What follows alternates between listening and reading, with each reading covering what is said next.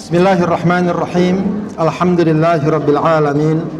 Nahmaduhu wa nasta'inuhu wa nastaghfiruh. Wa na'udzu billahi min shururi anfusina wa min sayyiati a'malina. May yahdihillahu fala mudhillalah wa may yudlil fala hadiyalah. Asyhadu an la ilaha illallah wahdahu la syarikalah wa asyhadu anna Muhammadan abduhu wa rasuluhu la nabiyya ba'dah. Allahumma fasalli wa sallim wa barik ala sayyidina wa habibina wa syafi'ina wa maulana Muhammadin wa ala alihi wa ashabihi wa man tabi'ahum bi ihsanin ila yaumiddin, amma ba'du. Allahumma 'allimna ma yanfa'una wanfa'na bima 'allamtana. Allahumma zidna ilman nafi'a wa amalan mutaqabbala. Amin ya rabbal alamin. Ibu sekalian yang dimuliakan Allah Subhanahu wa taala, alhamdulillah pada pagi hari ini Allah pertemukan kita dalam majlis ilmu ini. Mudah-mudahan majlis kita diberkahi dan diridhai Allah Subhanahu wa taala. Amin ya rabbal alamin. Baik, Ibu sekalian, kita awali pengajian kita dengan sama-sama membaca doa. Allahumma inni abduka ibnu abdika ibnu amatika nasiyati biyadik madin fiya hukmuk adlun fiya qada'uk as'aluka bikulli ismin huwa laka sammaita bihi nafsak aw 'allamtahu ahadan min khalqik aw anzaltahu fi kitabik aw ista'tharta bihi fi ilmil ghaibi 'indak an taj'alal qur'ana rabi'a qalbi wa nura sadri wa jalaa huzni wa dhahaba hammi. Rabbi auzi'ni an ashkura ni'mataka allati an'amta alayya wa ala walidayya wa an a'mala salihan tardahu wa aslih li fi dhurriyyati inni tubtu ilayka wa inni minal muslimin. Allahumma kfini bihalalika an haramik wa aghnini bifadlika amman siwak. Allahumma inni as'aluka al-afiyah fid dunya wal akhirah. Allahumma inni as'aluka al-'afwa wal afiyah fi dini wa dunyaya wa ahli wa mali. Allahumma astur awrati wa amin rawati. Allahumma ihfazni min bayni yadayya wa min khalfi wa an yamini wa an shimali wa min fawqi wa a'udhu bi'azamatika an ughtala min tahli. Allahumma ij'al fi qalbi nura wa fi basari nura wa fi sam'i nura wa an yamini nura wa an yasari nura wa fawqi nura wa tahti nura wa amami nura wa khalfi nura waj'al li nura. Amin ya rabbal alamin. Bapak sekalian, kita akan lanjutkan kajian kita membahas tafsir surat Al-Kahfi. Ya, sekarang sampai ayat keberapa ya? 11. Wa taras syamsa itu ya.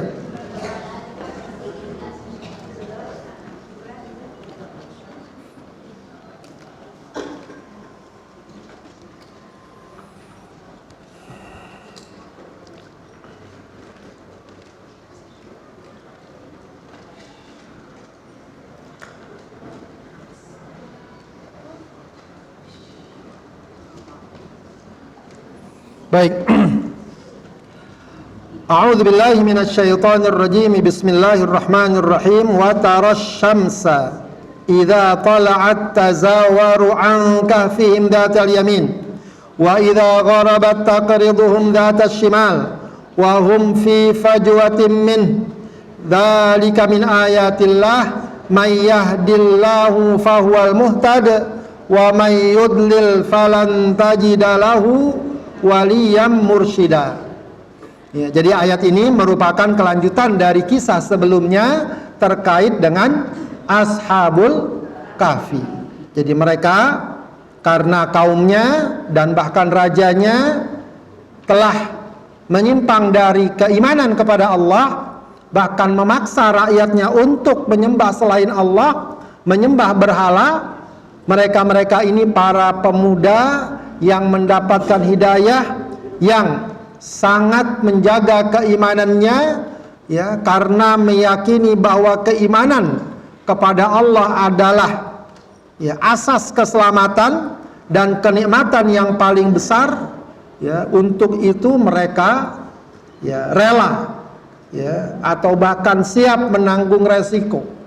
Ya, salah satu resikonya ya mereka meninggalkan kampung mereka, lalu masuklah mereka ke dalam sebuah goa, ya, dengan harapan mereka selamat dari paksaan sang raja untuk meninggalkan keimanan kepada Allah. Nah, setelah mereka masuk ke dalam goa tersebut, ya, Al-Kahfi, ya, jadi bahasa Arabnya goa itu Al-Kahfi, ya, Allah Subhanahu wa ta'ala berikan mereka, ya, bukan mukjizat, namanya apa?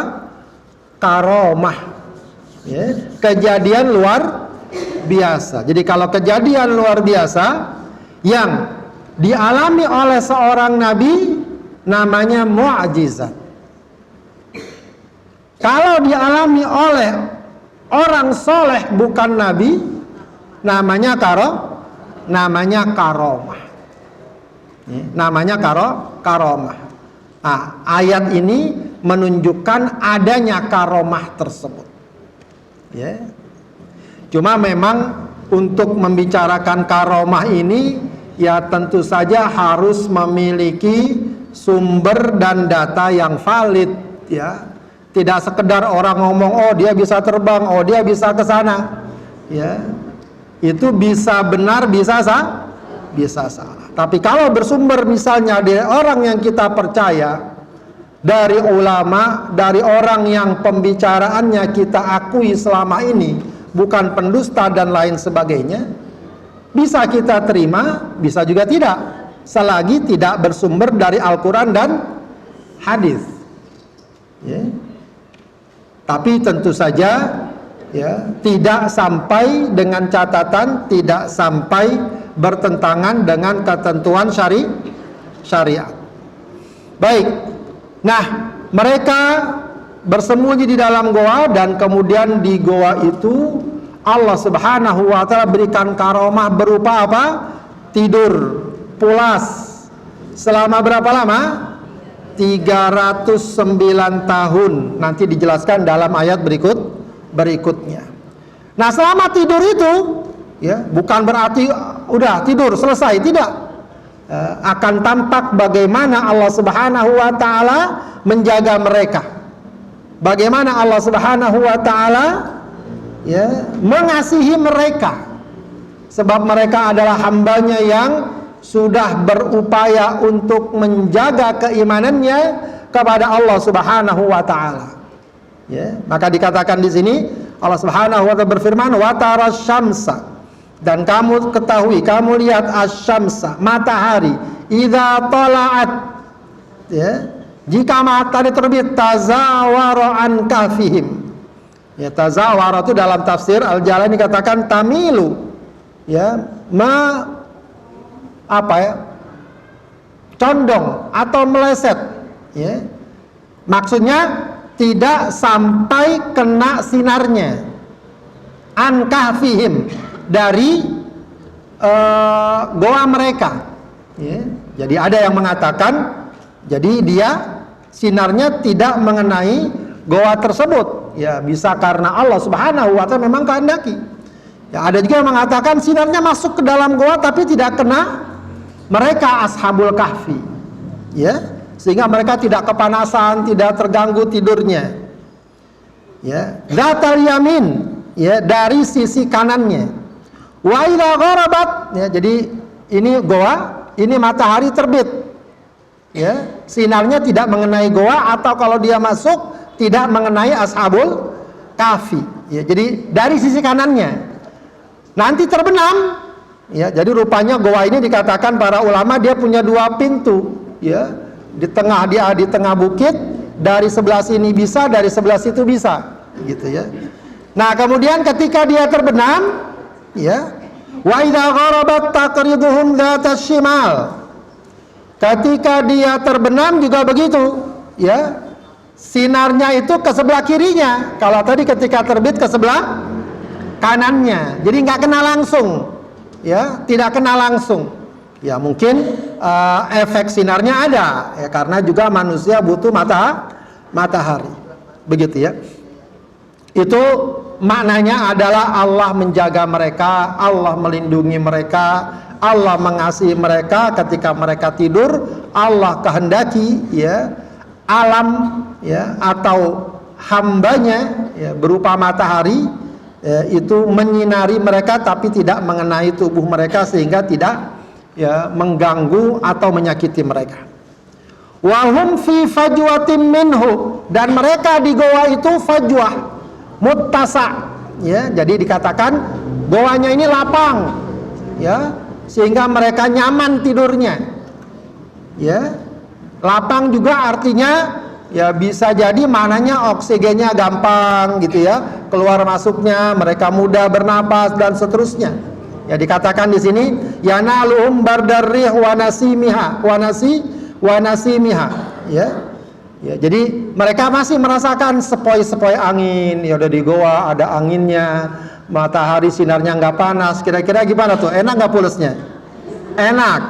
Ya. Allah kasih enak dia tidur. Allah kasih enak. Ya. Dzalika min ayatillah. Itu semua tak lain merupakan apa?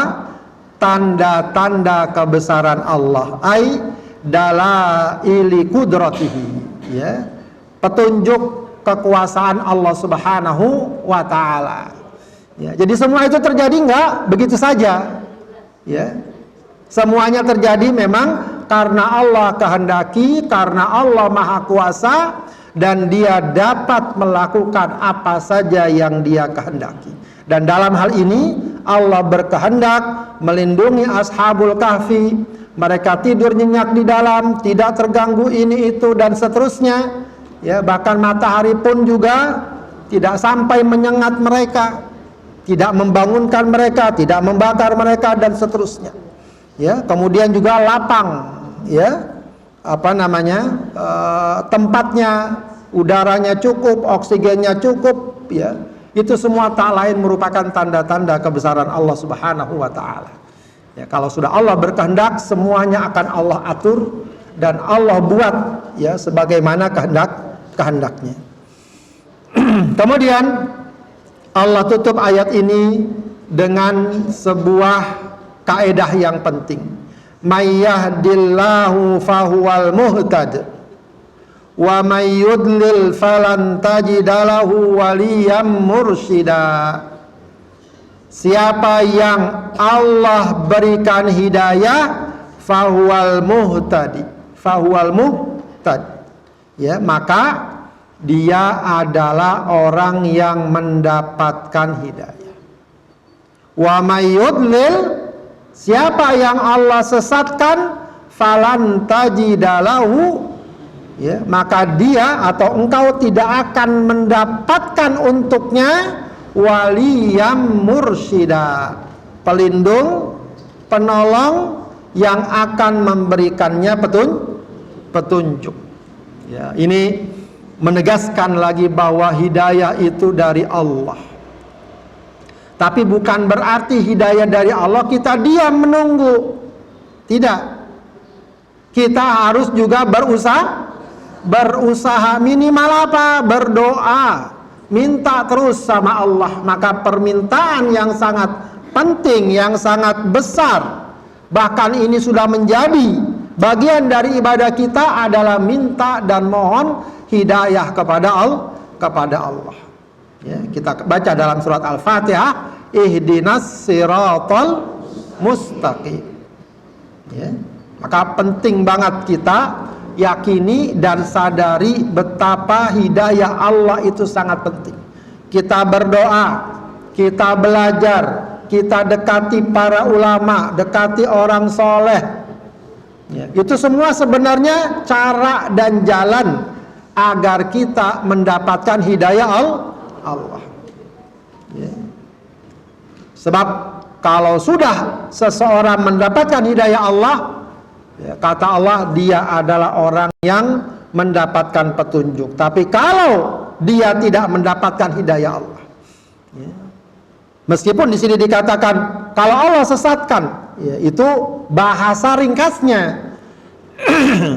Sebab Allah Subhanahu wa ta'ala tidaklah menetapkan, tidaklah mentakdirkan sesuatu kecuali Allah juga siapkan dan hadirkan sebab-sebabnya, ya, sebab-sebabnya. Orang tidak mendapatkan hidayah, sebagian orang mengatakan ya Allah nggak kasih hidayah, mau gimana dia dapat, ya. Tapi kalau dilihat kenyataan dan prakteknya, biasanya juga karena ada sebabnya, baik tampak atau tidak tampak, ya. Dia tidak pernah minta kepada Allah, tidak merendahkan dirinya untuk mengharap kepada Allah.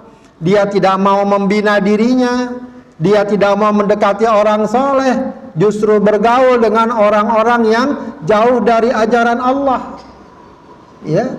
Dia tidak mau belajar, tidak mau mendengarkan nasihat dan seterusnya. Atau kadang-kadang yang tersembunyi dalam hati, apa? Kesombongan, kedengkian, ya. Banyak orang yang nggak menerima hidayah padahal dia yakin itu benar. Kenapa? Dengki. Itulah yang dialami oleh orang-orang kafir Quraisy, ya. Mereka itu yakin dengan kebenaran ajaran Rasulullah, tapi problemnya ada di hatinya. Mereka dengki. Orang Yahudi itu dengki sama Rasulullah. Kenapa yang menjadi Rasul terakhir bukan dari kalangan Yahudi, tapi dari bangsa Arab, ya. Orang kafir Quraisy itu kenapa mereka nggak mau menerima ajaran Rasulullah? Sombong. Masa kami adalah tokoh, kami adalah ketua, kepala suku dan seterusnya. Kami adalah orang kaya, masa ikut Rasul yang pengikutnya orang-orang jelata? Ya, itu problem hati. Maka selalu ya akan kita dapatkan orang nggak dapat hidayah, biasanya ada sebabnya. Nah, sebab-sebab ini yang harus kita hindari. Baik, kita lanjutkan. Wa tahsabuhum ayqadhaw wa hum ruqud. Wa tahsabuhum, tahsabu, hasiba, yahsibu atau yahsabu. Tahsabu itu apa? Mengira, menduga. Lau ra'aitahu, maksudnya kalau kalian melihat orang-orang ini ashabul kahfi, ya, ayqadha, mereka kira, kalian kira mereka itu nggak tidur, lagi bangun atau bangun. Kenapa mengira begitu? Nah, ya dijelaskan dalam kitab-kitab tafsir bahwa ashabul kahfi ini, walaupun Allah tidurkan 300 tahun lebih, itu ketika tidur mata mereka terbuka, ya. Li'anna ayunuhum munfatihatun, ya. Jadi matanya berbuka gitu aja, kayak orang bengong begitu. Aiqadha wa hum ruqud, padahal mereka tuh sedang tidur. Ya, ini juga merupakan bagian dari karamah dan tanda kebesaran Allah. Begitu ya. Kemudian apalagi Allah katakan? Ini juga bagian dari kasih sayang Allah juga. Wa nuqallibuhum dzatal yamini wa dzatas shimal. Ya. Kemudian mereka lagi tidur itu apa? Wa nuqallibuhum, kami bolak-balikan mereka ke kanan, ke kiri. Ya. Ibu-ibu kalau lagi tidur, Bu, kira-kira diem aja apa gresek-gresekan? Tidurnya di sebelah kiri, pas udah pagi di sebelah kanan. Ya. Kenapa? Karena memang orang tidur juga butuh gerak. Kalau lempeng aja, gimana kira-kira? Ya, nggak bisa gerak bangunnya. Ya. Jadi orang butuh goler kiri, goler kanan, begitu ya. Ya. Kenapa?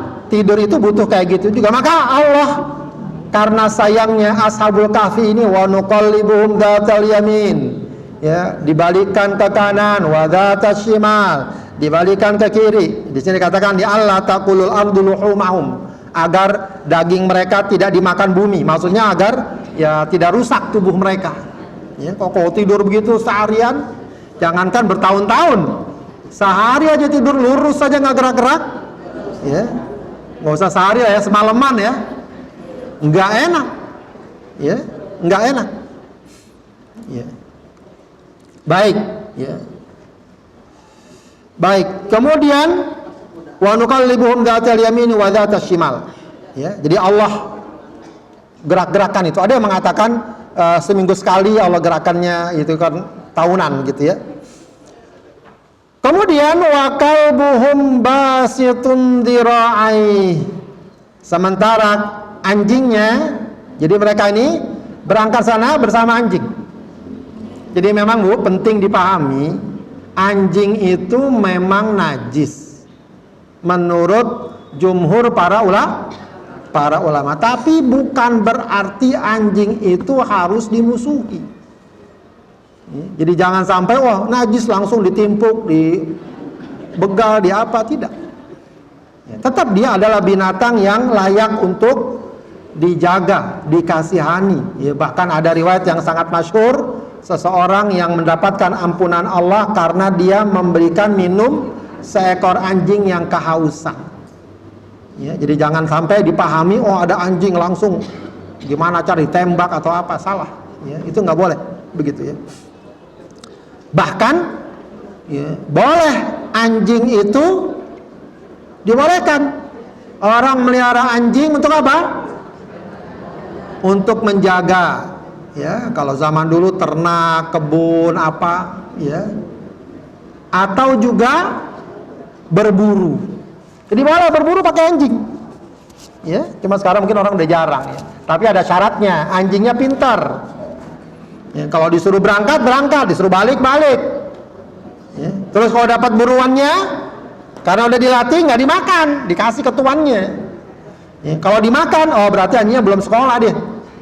Jadi mesti dilatih anjingnya boleh. Ya, itu boleh. Ya, meskipun zaman sekarang mungkin udah jarang. Artinya anjing itu ya binatang yang ya namanya hewan lah ya, bukan berarti dia harus dibunuh, tidak harus begitu ya, tidak harus, cuma memang harus diwaspadai najisnya ya. Adapun wallahu alam, kalau sekarang orang banyak merawat anjing untuk hiasan seperti apa binatang apa peliharaan, itu umumnya para ulama melarangnya ya. Maka hendaknya tidak memelihara anjing sekedar untuk binatang peliharaan ya. Yang standar aja lah ya, melihara kucing kayak melihara ikan ya. Yang paling enak melihara ayam, telurnya tiap hari ya. Baik. Nah, anjing ini menemani ashabul kahfi. Wa kalbuhum basitun dira'aihi. Jadi anjing ini meluruskan tangannya, kakinya bil wasit, di depan gua, bifina il kahfi ya. Jadi wakanu idzan qalabu in qalaba huwa mithlum fin naumi wal yaqul. Jadi sama nih, anjing tidur juga. Kalau mereka goler sana goler sini, anjing kayak gitu juga ya.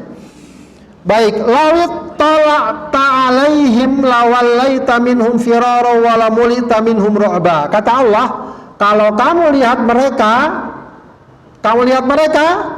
kamu pasti akan takut kabur ya, lari. Wala mulita minhum ru'ba, dan akan dipenuhi oleh rasa khawatir, takut ya. Ini juga bagian dari perlindungan Allah. Kalaupun ternyata misalnya ada orang yang masuk ke goa itu lalu mendapati mereka, pasti mereka akan kabur. Sehingga ashabul kahfi ini akan terjaga aman, tidak terganggu dan seterusnya selama sekian ratus tahun ya. Itu semua tak lain merupakan perlindungan dari Allah Subhanahu wa taala.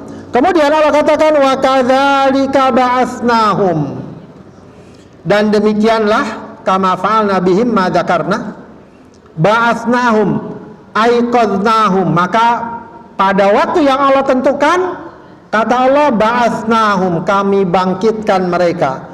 Bangkitkan di sini maknanya apa? Kami bangunkan. liyatasaalu bainahum, ya, agar mereka, ya, dan ketika mereka bangun, yatasaalu bainahum, tasaal itu apa? Bertanya, saling bertanya di antara mereka, an halihim wa muddati lubthihim, tentang keadaan mereka dan lamanya mereka tidur, ya. Jadi setelah 309 tahun mereka bangun, ya. Qala qailun minhum, ketika bangun ada seseorang dari mereka yang berkata, kam labistum, ya, bahasa kita ini berapa lama ya tadi kita tidur, ya. Enak bener romannya, ya. Pules bener. Qalu labisna yauman au ba'dha yaum. Ya, sebagian mereka bilang apa? Ya, seharian doang kita tidur tadi. Bahkan dibilang cuma setengah hari doang. Ya. Ya, kita ini tadi tidur cuma sehari saja. Cuma setengah hari saja. Karena disebutkan dalam kitab tafsir, li'annahum dakhalul kahf inda tulu'i syams wa bu'itsu inda ghurubiha. Fadhannu annahu ghurubu yaumid dukhuli. Ya, jadi diriwayatkan bahwa mereka masuk goa itu ketika matahari terbit pagi-pagi. Di subuh mereka masuk ke goa. Ketika bangun itu ketika matahari terbenam, dikira terbenam hari itu. Makanya ketika ditanya kapan bangunnya, ya, cuma seharian atau berapa lama tidurnya, seharian atau setengah hari saja. Baik, kalau mereka berkata, ya, ya, karena ya bisa jadi mereka nggak bisa memastikan. Akhirnya mereka apa bilang? Rabbukum a'lamu bima labistum. Tuhan kalian yang lebih mengetahui berapa lama kalian tidur. Ya udah, akhirnya mereka udahlah, ya, kita nggak bisa mastiin berapa lama kita tidur. Ya tadi perasaan cuma seharian. Siapa tahu lebih, siapa tahu kurang, dan seterusnya. Ya udah, Allah yang maha tahu.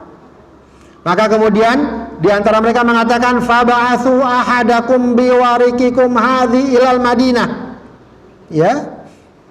Ya, maka kalau gitu ada deh satu orang, ya, dari kalian pergi ke kota biwariki. Biwarik. Warik itu mata uang zaman dulu yang terbuat dari perak, ya. Jadi udah deh bawa uang nih. Ya, uang yang saat itu mereka bawa, ya, ke kota, ya, ke pasar lah maksudnya. Falyanzur ayyuha azka ta'aman. Ya, jadi ya tolong, ya, ada yang berkata di antara mereka, ada satu orang ke kota, bawa nih uangnya, cari makanan yang paling enak, paling lezat, ya, paling lezat. Dari sini ada seorang ulama yang mengatakan ini dalil bahwa mereka ini dari golongan orang beradat, dari kalangan istana. Ya, sebab kalau orang-orang beradat, orang istana itu kalau mau beli makanan, apalagi lagi lapar, udah lama, kira-kira nyarinya apa? Ya, nyarinya tahu goreng apa yang mahal, ya. Ya biasanya yang paling enak apa? Yang paling enak. Di sini apa yang paling enak? Oh, kapsa cari yang paling enak. Ya. Apa biasa ibu-ibu makan apa ibu-ibu? Ya. Apa ya? Toge goreng, cari yang paling enak. Yang paling enak. Ya. Falyatikum birizqin minhu. Ya. Maka bawa nanti, ya, makanan tersebut. Tapi mereka berpesan apa? Wal yatalattaf. Dan apa? Hati-hati. Apa istilahnya? Ya, jaga diri. Maksudnya jangan terlalu terbuka. Ya mungkin pakai apa begitu biar nggak terlalu dikenal. Ya karena mereka mengira apa? Zamannya masih zaman yang sama, rajanya masih mencari-cari mereka, padahal zaman sudah 3 abad lebih. Bahkan diriwayatkan negeri tersebut yang dulu ketika dia tinggalkan menyembah berhala sudah beriman semua. Sudah beriman semua. Sementara mereka masih kepikiran kayak dulu. Wal yatalattaf, hati-hati, wala yush'iranna bikum ahada. Hati-hati jangan sampai ada seorang pun yang menyadari keberadaan engkau. Jadi sampai sebegitunya. Sebab apa? Innahum iyadharu alaikum yarjumukum. Sebab kalau mereka berhasil menangkap kalian, yarjumukum, kalian akan dirajam, kalian akan dihukum, kalian akan dibunuh. Yaqtulukum birrajm. Kalau enggak, au yu'idukum fi millatihim, atau mereka akan mengajak kalian kembali atau memaksa kalian kembali fi millatihim, masuk agama mereka. Kalau udah kayak gitu, jika itu yang terjadi, kalian dipaksa masuk agama mereka, walan tuflihu idzan abada. Kalau ternyata kalian balik lagi ikut agama mereka, maka kalian tidak bakal selamat selama-lamanya. Ai in uttum fi millatim, kalau kalian kembali ke dalam agama mereka, maka sungguh kalian tidak akan selamat selama-lamanya. Begitu ya. Baik, Ibu sekalian, ini penggalan kisah yang tentu saja sangat menarik, apalagi dinyatakan, dikisahkan dalam Al-Quran, makanya bagus kisah-kisah seperti ini kita hidupkan lagi, sebab ini kisah yang benar, yang nyata, terjadi, sumbernya valid dalam Al-Quran. Dan lagi-lagi yang kita katakan apa? Yang paling penting juga adalah apa? Ibrohnya. Orang sekarang apa bahasanya ibroh itu, Bu? Insight. Apa ya, betul ya? Jadi pelajaran yang terkandung dari ayat-ayat tentang kisah Ashabul Kahfi. Baik, Ibu sekalian, setidaknya ada 3 atau 4 pelajaran yang penting di sini. Pertama apa? Pertama adalah Allah akan lindungi seseorang kalau dia selalu menjaga agama Allah. Jadi perlindungan Allah Subhanahu wa taala akan Allah berikan kepada orang yang selalu menjaga Allah, menjaga agama Allah. Ada hadis Rasulullah yang sangat masyhur. Apa kata Rasulullah? Ihfazillaha yahfazka. Jagalah Allah. Apa artinya jagalah Allah? Jaga agama Allah, maka Allah akan menjagamu. Nah, ini buktinya Ashabul Kahfi. Dan konteksnya juga nggak selalu harus dalam bentuk hal-hal yang luar biasa. Sebenarnya Ibu sekalian, kalau kita jaga agama kita dan dalam bentuk yang lengkap, yang utuh, dari mulai keimanan, dari mulai ibadah, dari kemudian perilaku, akhlak, insya Allah terjaga. Setidaknya itu sudah menjadi modal dasar bagi kita untuk dapat perlindungan. Orang kalau imannya benar, maka insya Allah hatinya kuat, jiwanya kuat, tawakalnya kuat, hatinya tenang. Itu sudah merupakan modal besar untuk mendapatkan perlindungan. Kenapa? Karena orang kalau imannya nggak kuat, dia diliputi perasaan was-was, takut, tidak ada pegangan, tidak ada pedoman, akhirnya kehidupannya tidak tentu arah. Ketika tidak tentu arah, pastinya dan biasanya akan banyak masalah. Begitu ya. Ibadah, kalau ibadah kita benar dari berbagai aspek, ibadah kita benar, sholatnya kita jaga dengan sepenuh hati, dengan makna yang kita bawa, lalu itu membentuk karakter, pribadi yang bagus, selalu ingat Allah, menjaga diri dan seterusnya, membentuk karakter disiplin, karakter baik, karakter yang baik, lahirlah akhlak yang baik. Akhlak yang baik akan melindungi kita. Betapa banyak permasalahan di masyarakat, orang jadi celaka, orang jadi susah, orang jadi mendapatkan apa istilahnya kejahatan, keburukan, Di antaranya karena ya, pribadinya. Ya, karena pribadinya. Coba kalau dia pakai ajaran Islam, ya, menghormati tetangga, ya, menghormati orang lain, tidak menzalimi orang, relatif insya Allah lebih selamat. Ya, saya lihat video tuh orang lagi naik motor dipukul langsung, kelihatan benar dipukul sampai jatuh. Kenapa dia dipukul? Rupanya dia orang lagi macet-macet, ya mungkin biasa tuh anak-anak muda pengen apa namanya istilahnya, eksis. Ya, dia punya motor yang knalpotnya dibobok tuh yang biasa tuh. Suka dengar gak yang gitu. Ya.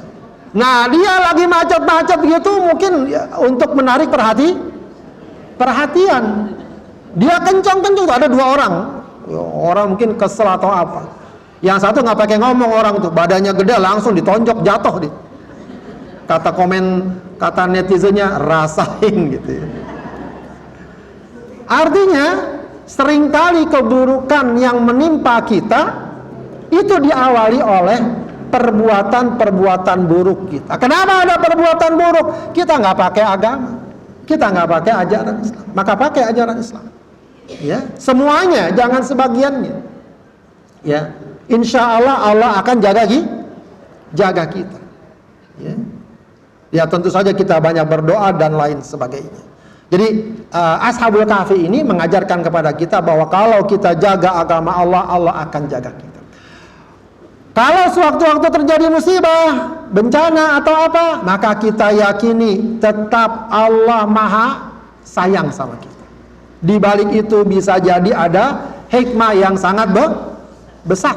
Ya, sebab kadang di balik kesulitan dan kesusahan juga Allah sedang menjaga kita.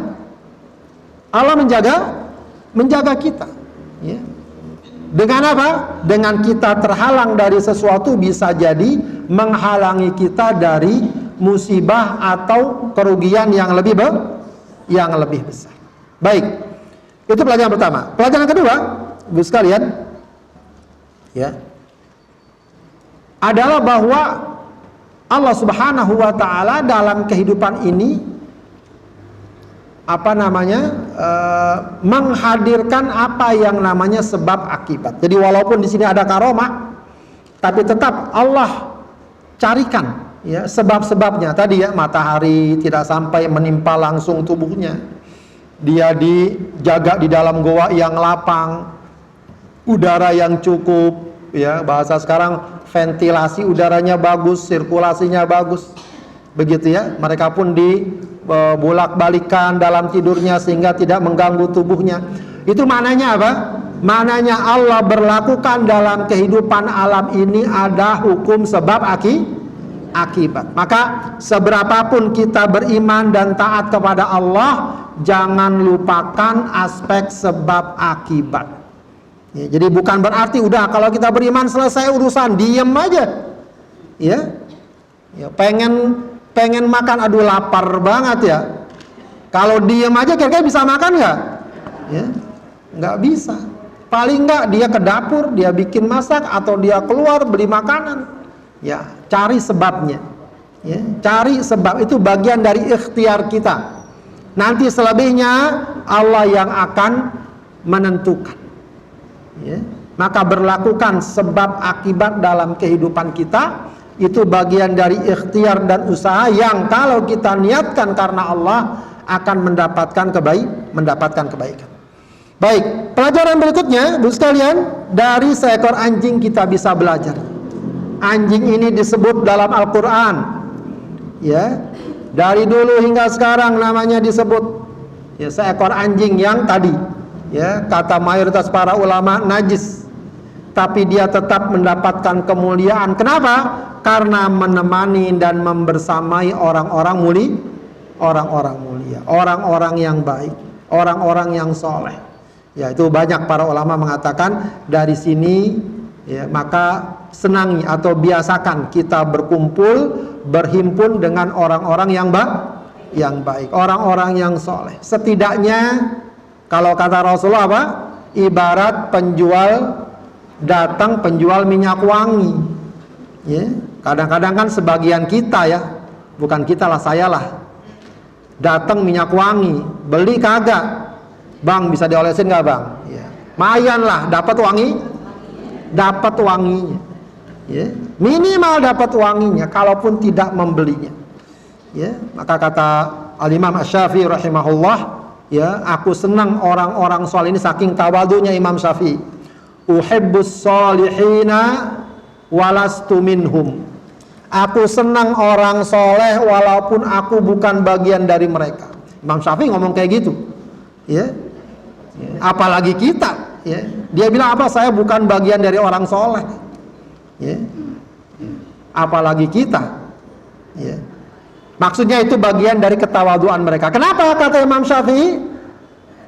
La'alli analu minhumus syafa'ah, kalau tidak salah itu bahasanya. Ya, harapan saya, ya, saya mendapatkan syafaat, ya, mereka, ya, dari kesolehan dan ketakwaan mereka. Ya, maka ini memberikan pelajaran, ya, sebagaimana seekor anjing tadi, dia membersamai selalu, ya, Ashabul Kahfi, sehingga namanya selalu disebut dan diabadikan di dalam Al-Qur'an.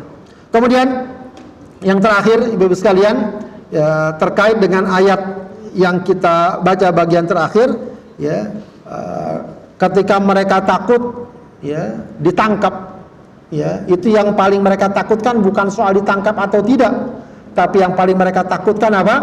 Agama mereka nanti dipaksa untuk ditinggalkan, gitu ya. Jadi ini satu kekhawatiran yang hendaknya terus kita bangun dengan positif, ya. Ya, khawatir, ya, agama kita berkurang, agama kita bermasalah, agama kita terganggu, itu yang harus juga kita khawatirkan. Ya, perkara-perkara dunia nggak apa-apa kita khawatir, tapi juga, ya, jangan ketinggalan. Ya, agama ini kita khawatir apa? Khawatir kalau, ya, ada yang merampasnya, ada yang mengganggunya, berkurang atau hilang. Ya, sebab sering saya katakan, ya, musibah itu bukan cuma musibah dunia, tapi musibah yang harus kita hindari adalah juga musibah agama. Ya, adalah musibah agama. Bahkan itu lebih berat daripada musibah dunia. Kenapa? Sebab kalau orang musibah dunia, kalau dia sabar, dapat pahala malah. Dan bahkan dapat menguatkan agama, insya Allah. Begitu, ya. Kalau musibah dunia. Dan insya Allah, ya, akan Allah ganti dengan yang lebih baik. Tapi kalau musibah agama, ya, musibah agama, ya, yang musibah agama pasti apa? Musibah agama itu apa? Ya, tidur kesiangan. Ya, jangan sampai gara-gara baca Ashabul Kahfi, sholat subuh kesiangan, wah, saya dapat karomahnya Ashabul Kahfi. Ya. Itu beda. Ya. Bangun jam 7 baru sholat subuh. Tiap hari begitu. Itu musibah. Itu musibah. Jadi jangan orang merasa ringan dengan hal-hal seperti itu. Ya, manusia kita mungkin tergelincir, lupa, khilaf, terjadi, nggak mungkin dihindari. Ya, tapi kalau kita sadar betapa agama kita sangat berharga, maka itu tidak boleh lewat begitu saja. Kecuali apa? Ada rasa menyesal dalam diri kita, ada keinginan untuk terus memperbaiki diri. Banyak orang yang bilang, Ustaz, saya kok merasa ini, ya, merasa kurang. Bagus. Kalau kita sudah merasa kurang itu bagus. Ada orang, waduh, saya kayaknya jauh banget dari amal saya, kayaknya jauh. Bagus. Yang penting sadar dulu. Nanti bagaimana memperbaikinya pelan-pelan, insya Allah bisa kita lakukan. Gak bisa orang total begitu saja langsung menjadi puncak kebaikan, tidak. Bertahap, pelan, tapi ada kemauan. Ya, dan jangan biarkan, ya, kalau kita misalnya sholat sampai kelewatan waktu, kita anggap biasa. Begitu, ya. Kalau sampai kita misalnya berkata yang tidak baik, kita anggap biasa. Itu yang berat. Perkara orang tergelincir mungkin, sekali waktu khilaf mungkin, ya, manusia. Tapi yang nggak boleh terjadi itu kita anggap biasa. Apalagi kalau udah jadi kebiasaan, itu lebih repot lagi. Udah jadi kebiasaan, ya. Maka kita ingatkan bahwa agama ini adalah nikmat yang sangat besar. Karena nikmatnya sangat besar, harus kita jaga dan kita rawat sebagaimana halnya nikmat-nikmat yang biasanya kita jaga dan kita rawat. Baik, Bapak sekalian, demikian pengajian kita, mudah-mudahan bermanfaat. Ada yang mau ditanyakan, silakan. Mau tanya lagi?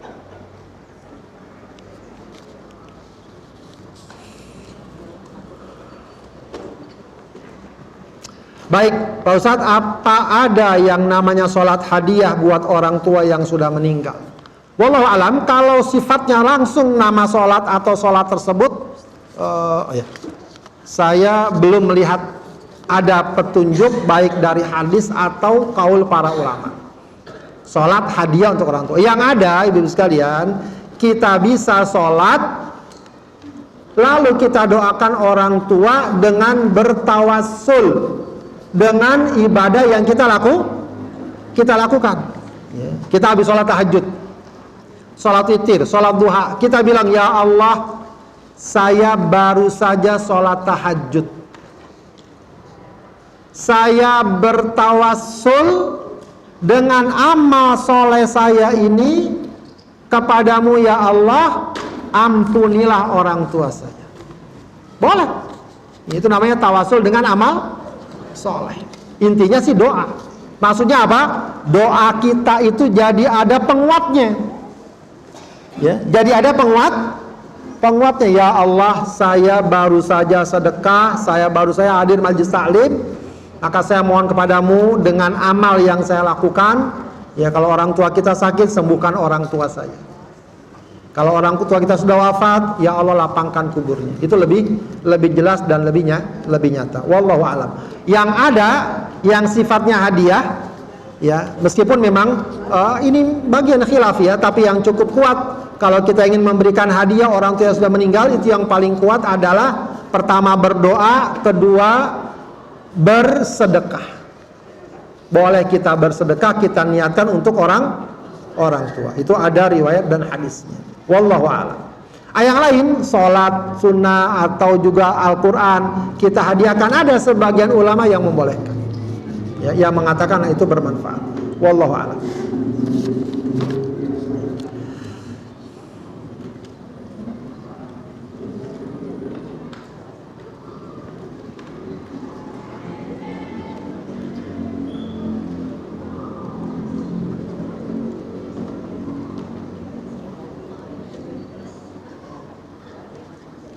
Apakah betul tokoh di Al-Kahfi 3 tokoh diperankan oleh 1 orang?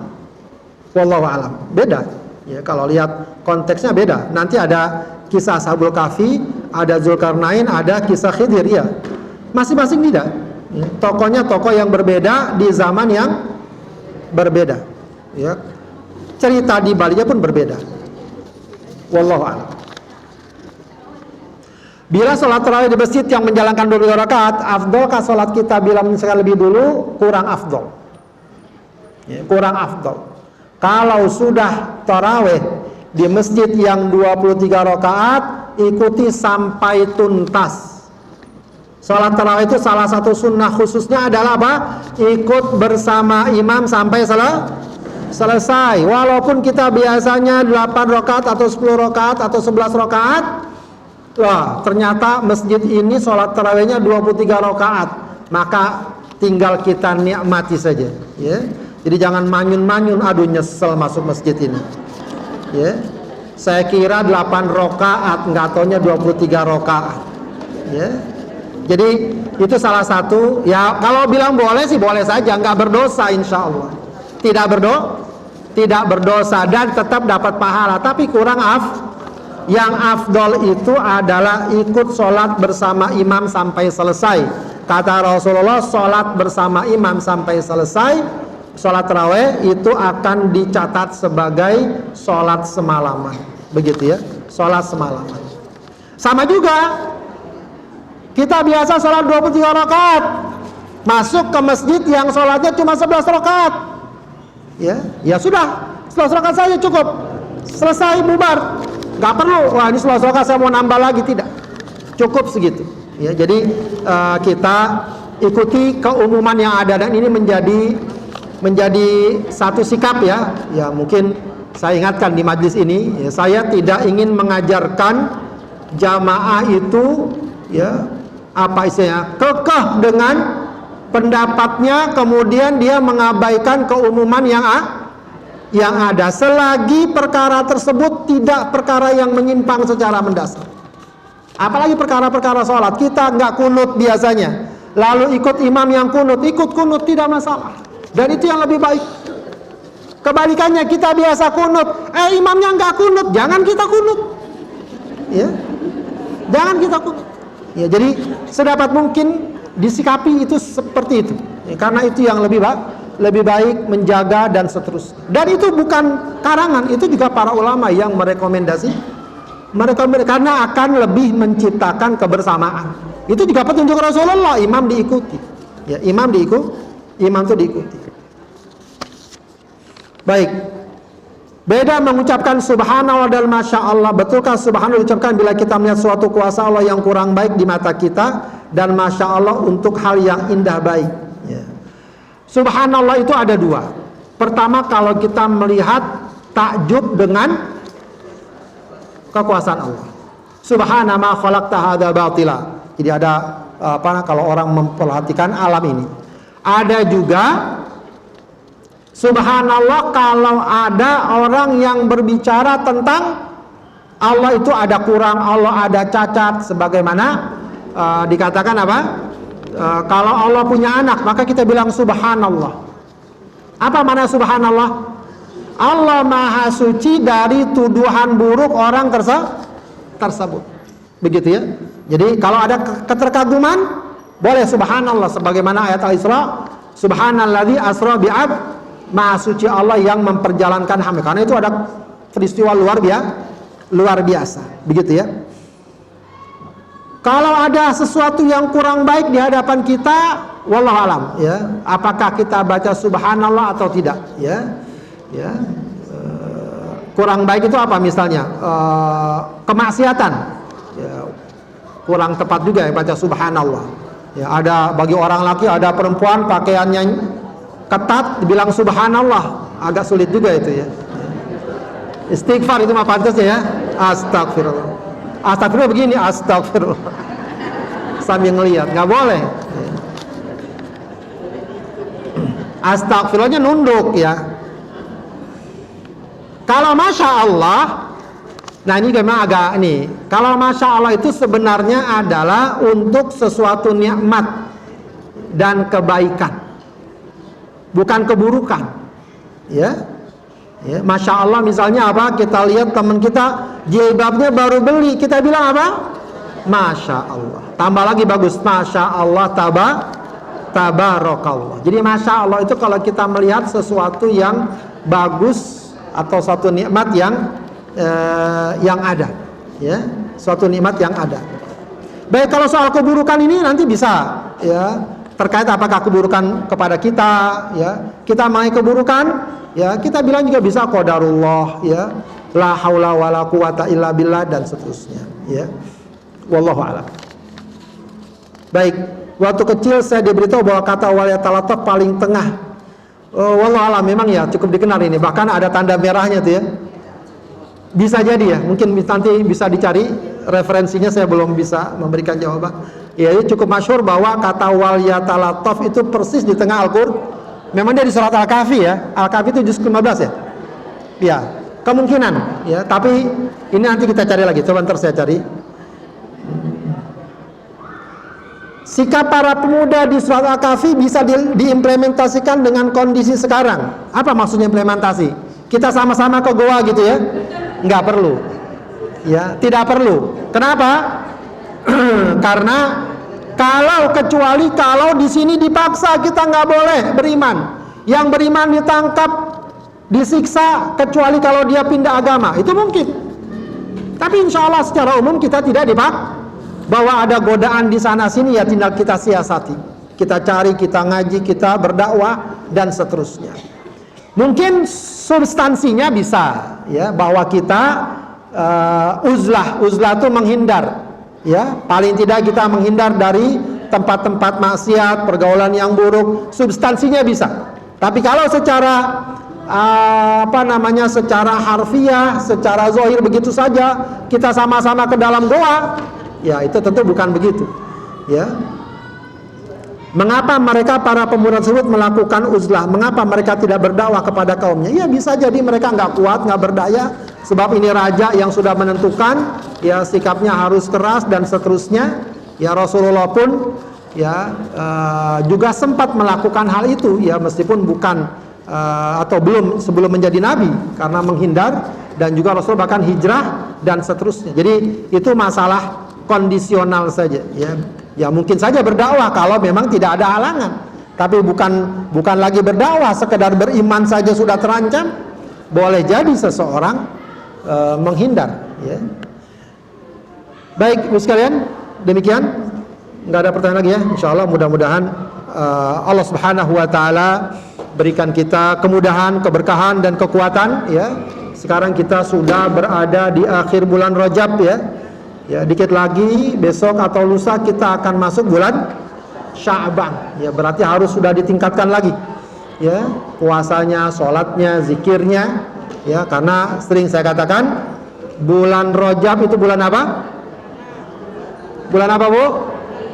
Bulan menanam. Bulan Sya'ban bulan apa? Menyiram. Bulan Ramadan bulan apa? Siapa yang bisa nyebutin bahasa Arab saya kasih hadiah.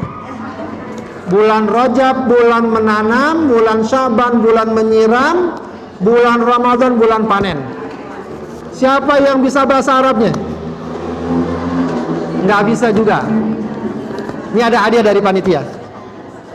Baik, hadiahnya akan saya berikan buat yang hafal doa ketenangan hati tadi yang kita baca. Masih belum ada yang hafal? Hah? Allahumma inni abduka. Ada yang hafal? Belum juga satupun? Masya Allah. Ada yang hafal? Belum. Nanya. Baik, saya tanya apa ya? Dulu sempat kita singgung negeri tempat Ashabul Kahfi, apa namanya? Dulu ya. Oke. Lewat lagi. Berapa jumlah Ashabul Kahfi? Angkat tangan. Angkat dulu, Ibu. Hah? Berapa orang? Jumlah Ashabul Kahfi, pemudanya. Hah? Waduh, kebanyakan yang ngomong ya. Baik, angkat tangan dulu ya. Berapa lama Ashabul Kahfi tidur? Kata, waduh.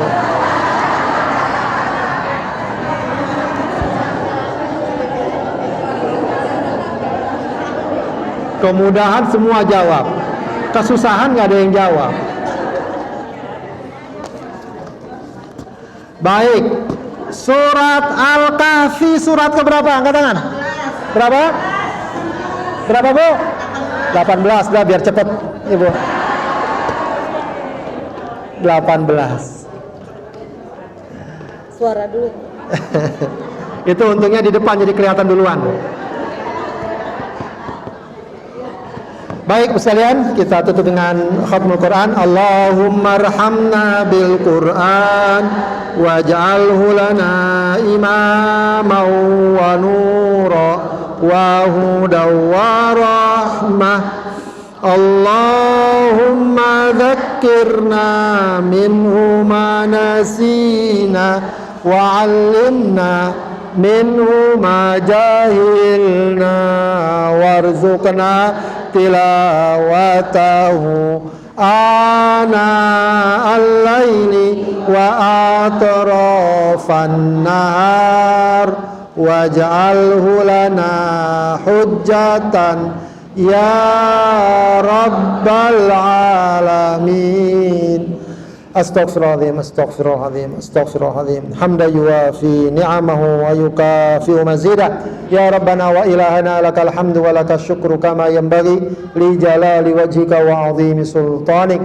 Allahumma salli ala Sayyidina Muhammad wa ala ali Sayyidina Muhammad. Rabbana taqabbal minna innaka antas sami'ul alim wa tub alaina innaka antat tawwabur rahim. Allahumma arhamna bil Qur'an warzuqna tilawatahu ana al-laili wa ana an-nahar.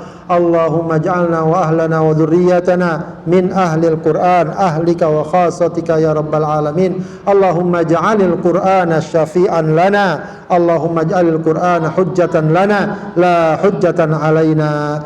Rabbi auzi'na an nashkura ni'mataka allati an'amta alaina wa ala walidina wa an na'mala salihan tardahu wa aslih lana fi dhurriyyatina inna tubna ilaika wa inna minal muslimin. Rabbana atina fid dunya hasanah wa fil akhirati hasanah wa qina adzabannar. Subhana rabbika rabbil izzati amma yasifun wa salamun alal mursalin walhamdulillahi rabbil alamin. Subhanakallahumma wa bihamdika asyhadu an la ilaha illa anta astaghfiruka wa atubu ilaik. Assalamualaikum warahmatullahi